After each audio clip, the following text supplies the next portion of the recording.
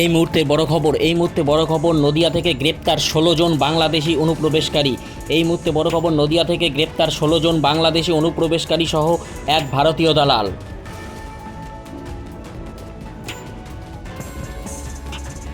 বর্তমান দেশের যুদ্ধকালীন পরিস্থিতিতেও যেন কমছে না বাংলাদেশি অনুপ্রবেশকারী।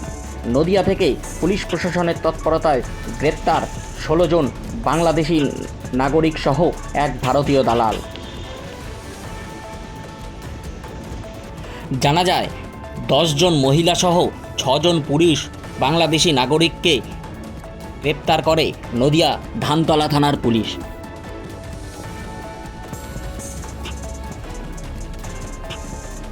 সূত্র মারফত জানা যায় গত কয়েক মাস আগেই ভারতীয় কোনো এক দালাল মারফত তারা এদেশে প্রবেশ করে, পরবর্তী সময় দেশের পশ্চিমাঞ্চলে কর্মসূত্রে চলে যায়।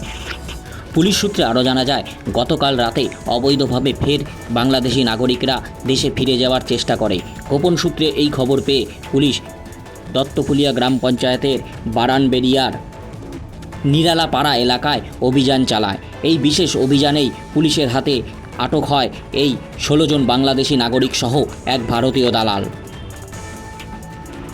শুক্রবার তাদের বিরুদ্ধে নির্দিষ্ট ধারায় মামলা রুজু করে নদিয়ার রানাঘাট আদালতে পাঠায় ধানতলা থানার পুলিশ।